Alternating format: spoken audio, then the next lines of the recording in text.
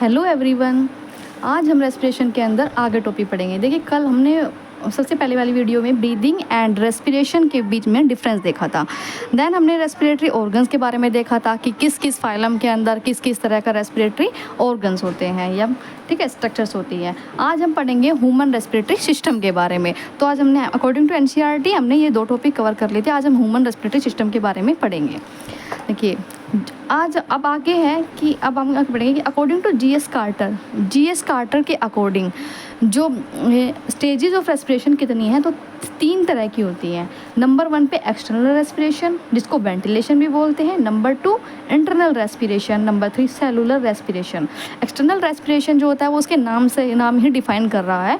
जैसे एक्सटर्नल की रेस्पिरेशन हो रहा है, मतलब एक्सचेंज कर रहे हैं O2 CO2 का, तो कोई एक्सटर्नल चीज़ इन्वॉल्व हो रही है, मतलब जैसे कि एनवायरनमेंट हो रहा है, तो हम एक्सचेंज करते हैं बिटवीन किस किस के बीच में, एनवायरनमेंट और लंग्स के बीच में। ठीक है, ये लंग्स के बीच में। इंटरनल रेस्पिरेशन किस किस के बीच में एक्सचेंज हो रहा है बिटवीन द, अब अंदर की बात हो रही है, इंटरनल की बात हो रही है, तो उसमें कोई भी बाहरी कोई भी चीज़ इन्वॉल्व नहीं होगी, तो हम किस किस के बीच में एक्सचेंज करेंगे, लंग्स और ब्लड के बीच में। फिर ब्लड से कहा जाएगा टिश्यू के बीच में, तो लंग्स टू ब्लड और ब्लड टू टिश्यू।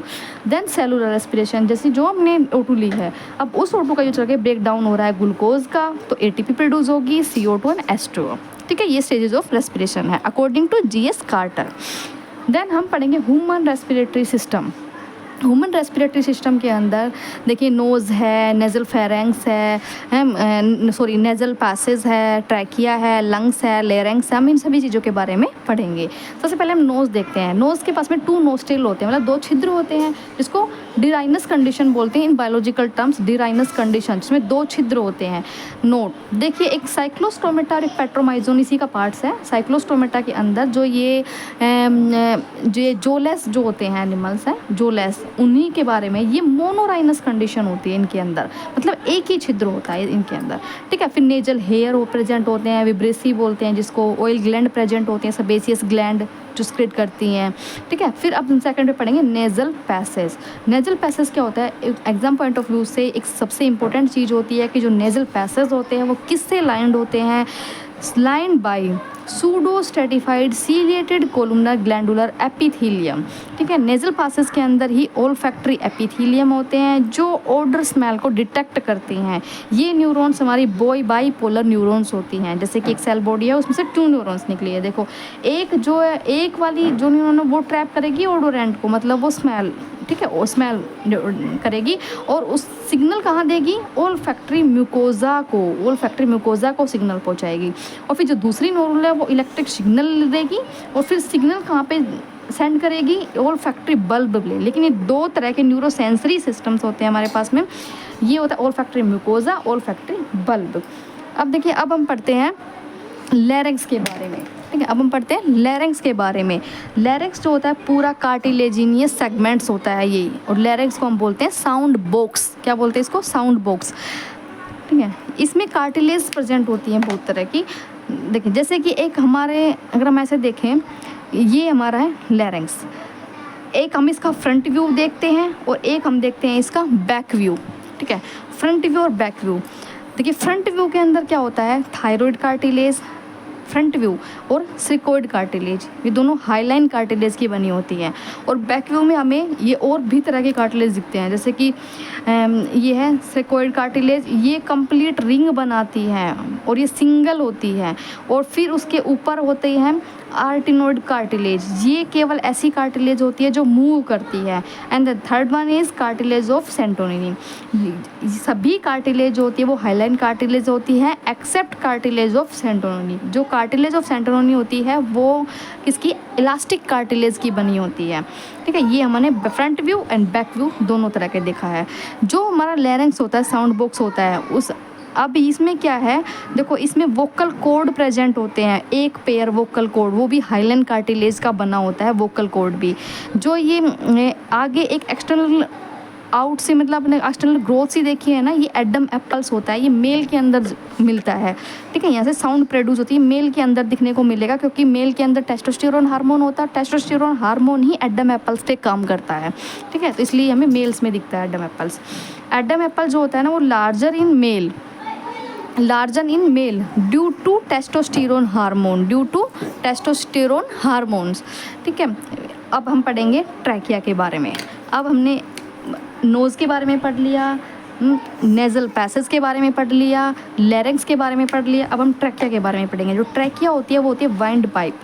जो वाइंड पाइप होती है वो 10 to 12 सेंटीमीटर लॉन्ग होती है और किसको कनेक्ट करती है, ये हमारा लैरिंक्स था, लैरिंक्स को हमारे लंग्स से कनेक्ट करती है। ठीक है, इसमें कार्टिलेजिनियस, ट्रैकिया के अंदर कार्टिलेजिनियस रिंग्स प्रेजेंट होती हैं इस तरह से। ये कार्टिलेजिनियस रिंग्स हैं, ये इस तरह से प्रेजेंट होती है। ठीक है, ये क्यों प्रेजेंट होती है, ताकि ये दोनों आपस में कोलैप्स ना कर ले, इसलिए रिंग इनको ऐसे ही रखती है ताकि आप बीच में ये कोलैप्स ना कर ले। ठीक है, इस वजह से इनकी रिंग प्रेजेंट होती है। और ये भी इनकम्प्लीट होती है, इनकम्प्लीट रिंग होती है, कंप्लीट नहीं होती। इनकम्प्लीट क्यों होती है, अगर मान लो ये इस तरह से कंप्लीट रिंग होगी तो इसके पीछे ये वाइंड पाइप है, ट्रैकिया है, ट्रैकिया के पीछे जो होता है डोर्सली हमारा क्या प्रेजेंट होता है, फूड पाइप प्रेजेंट होती है। ठीक है, अगर फूड पाइप प्रेजेंट होगी तो अगर हम कंप्लीट रिंग होगी तो उसमें डिफिकल्टी होगी, इसीलिए इनकम्प्लीट रिंग होती है और पीछे हमारी फूड पाइप प्रेजेंट होती है। ओके, देन हम पढ़ेंगे ट्रैकिया जो डिवाइड होती है ना, ट्रैकिया, एक ट्रैकिया आई है और वो ट्रैकिया है वो डिवाइड हो रही है, तो वो कौन सी वर्टिब्री से हो रही है, थोरेसिक वर्टिब्री एट 5 पे, 5th थोरेसिक वर्टिब्री पे डिवाइड हो रही है। ठीक है, और जहाँ से ये डिवाइड हो रही है उस पार्ट को हम बोलते हैं कैरिना। क्या बोलते हैं उस पार्ट को, जहाँ से डिवाइड हो रही है उस डिवाइडेड पार्ट को बोलते हैं कैरिना। अब जो डिवाइड हो गए, डिवाइड होकर ये आगे आगे मतलब लंग्स में जाएगी और उसके हम आगे पढ़ेंगे। अब इसको अगर हम ट्रैकिया का क्रॉस सेक्शन करते हैं तो क्या क्या मिलता है, सबसे नंबर 1 पे हमें मिलती है लेयर ट्यूनिका एडवेंटिसिया, ट्यूनिका एडवेंटिसिया। नंबर 2 पे सबम्यूकोजा, नंबर 3 पे म्यूकोजा, ये तीनों मिलेंगी। और इसमें जो सबसे अंदर होती है वो लाइंड होती है, वही जो हमने वहाँ पे पढ़ा था कि वो किससे होती है, ये जो नेजल पासेज है वो pseudo stratified ciliated columnar epithelium से लाइंड होती है। इसी तरह से हमारी जो ट्रैकिया होती है वो किससे लाइंड हो रही है, lined by pseudo stratified ciliated columnar epithelial से। ये बहुत मेन पॉइंट है। इसके बाद में जो ये सबम्यूकोजा है, इसमें जो ये लेयर होती है यहाँ पे, इसमें मसल्स होती हैं, ट्रैकियलिस मसल्स होती हैं, वो स्मूथ मसल्स होती हैं और ये मसल्स इनवॉलेंट्री होती है। क्या होते हैं, इनवॉलेंट्री, अपनी मतलब ये चलती रहती है, अनिच्छिक होती है, इनवॉलेंट्री है। ठीक है, तो इसमें ये जो मसल्स हैं, अब सबसे मेन पॉइंट क्या होता है कि जो ये ट्रैकियलिस मसल्स होती हैं, स्मूथ मसल्स होती है, इनका कॉन्ट्रैक्शन होना, इनका रिलैक्सेशन होना, ये डिपेंड करता है हार्मोन्स के ऊपर, केमिकल जो इन्फ्लेमेटरी केमिकल्स हैं उनके ऊपर। अब देखिए, जैसे कि एक हिस्टामाइन और ल्यूकोट्रीन है, जो हिस्टामाइन और ल्यूकोट्रीन है ना, ये दोनों के दोनों एक केमिकल है, इन्फ्लेमेटरी केमिकल, और इनको रिलीज कौन करता है, हमारा इम्यून सिस्टम रिलीज़ करता है। ठीक है, तो हिस्टामाइन और ल्यूकोट्रीन दोनों के दोनों इन ट्रैकियल मसल्स को कंट्रैक्शन करते हैं। ठीक है, ये कंट्रैक्ट करेंगे इनको, जब ये कंट्रैक्ट होगी तो हिस्टामाइन और ल्यूकोट्रीन केमिकल ही कराएगा। और फिर अगर इनको रिलैक्स कौन कराता है, तो रिलैक्स इनको एड्रेनलिन एंड नॉन एड्रेनलिन, ये हार्मोन्स हैं, ये दोनों के दोनों ट्रैकियलिस मसल्स को रिलैक्स कराते हैं। ओके, ये हमारा ट्रैकिया हमारा कंप्लीट हुआ। अब हम पढ़ेंगे देन लंग्स। अब इस लंग्स में क्या है, वी हैव 2 लंग्स, सब पता है 2 लंग्स होते हैं, लेकिन लंग्स कवर्ड होते हैं, किससे कवर्ड होते हैं, डबल लेयर से, उनको प्लूरल लेयर बोलते हैं, डबल लेयर। अब जो डबल लेयर होती है, प्लूरल डबल लेयर, उसके बीच में स्पेस प्रेजेंट होता है। ठीक है, प्लूरल स्पेस प्रेजेंट होता है, इसके अंदर एक फ्लूइड भरा होता है। क्या भरा होता है, इसके अंदर एक फ्लूइड भरा होता है, उस फ्लूइड को हम बोलते हैं प्लूरल फ्लूइड। ये फ्लूइड क्यों भरा है, ताकि इन दोनों के बीच में, इस आउटर और इनर के बीच में फ्रिक्शन ना हो, रिड्यूस द फ्रिक्शन। ये प्लूरल फ्लूइड क्या करता है, फ्रिक्शन को रिड्यूस करता है, इसीलिए ये भरा होता है। अब एक क्वेश्चन आया हुआ है, PYQ है इन टेट एग्जाम्स, इन हेल्थी ह्यूमन के अंदर वॉल्यूम ऑफ दिस फ्लूइड, इसका वॉल्यूम कितना होना चाहिए, तो 15 to 20 ml होना चाहिए।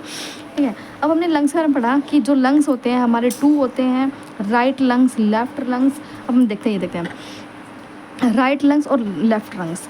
राइट लंग्स जो होता है उसमें 3 चैम्बर होते हैं, क्योंकि उसमें 2 नोच प्रेजेंट होती हैं, 1 2 3 चैम्बर बन गया।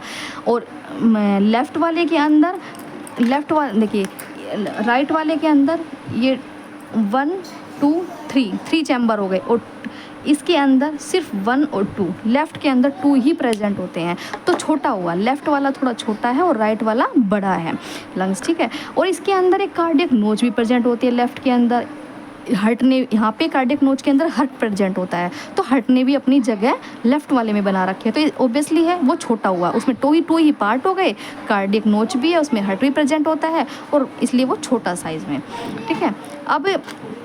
अब इसमें क्या आएगा कि राइट लंग्स में 3 लोब हैं, लेफ्ट लंग्स में 2 लोब्स हैं। जो लंग्स होता है हमारा वो किसका बना होता है, उसके अंदर ब्रांचिंग होती है, ब्रांचिंग नेटवर्क किस किस की, ब्रोंकियोल, एल्वियोलाई, ये बनी होती है। देखिए कैसे, जैसे कि मैंने बताया कि ट्रैकिया जो होती है वो 5th थोरेसिक वर्टिब्रे पे आकर डिवाइड हो जाती है, ठीक है। एक लेफ्ट लंग में और एक राइट लंग में डिवाइड हो गई। जिस पार्ट से जिस जगह से डिवाइड हो रही है उसको करीना बोलते हैं। अब जो लेफ्ट लंग में गई और राइट लंग में गई, अब आई ना, तो इसके जैसे ही ये लंग्स में आती है, ये आते ही ये इसको बोलेंगे प्राइमरी ब्रोंकी, देन फिर डिवाइड हुई सेकेंडरी ब्रोंकी, देन फिर डिवाइड हुई टर्सरी ब्रोंकी, ये ऐसे बन जाएगा। फिर ब्रोंकी बना दी, अब ये ब्रोंक्यूल्स निकल जाएंगे, ब्रोंक्यूल्स निकलने के बाद में यहाँ पे ये एल्वियोलाई बना देगी, ठीक है, एल्वियोलाई बना दिया। तो ये नेटवर्क है, लंग्स इन्हीं से बना हुआ है, bronchi, primary bronchi, secondary bronchi, bronchioles, फिर एल्वियोलाई, इस तरह से। जो हमारा लंग्स है, जब हम लंग्स के बारे में पढ़ेंगे कि जो लंग्स है वो कहाँ पे होता है, हमारा लंग्स जो होता है वो थोरेसिक चैम्बर के अंदर होता है। कहाँ पे होता है लंग्स? Situated in thoracic chamber. अब थोरेसिक चैम्बर में तो होता है, अब थोरेसिक चैम्बर किस तरह से ऊपर नीचे वेंट्रली डोर्सली कैसे मतलब प्रेजेंट होता है। देखो अगर थोरेसिक चैम्बर है डोर्सली मतलब पीछे, डोर्सली का मतलब होता है पीछे, तो बैक साइड हमारी वर्टिब्रल कॉलम है। थोरेसिक चैम्बर में डोर्सली क्या है? वर्टिब्रल कॉलम है। और वेंट्रली मतलब आगे क्या है? स्टर्नम।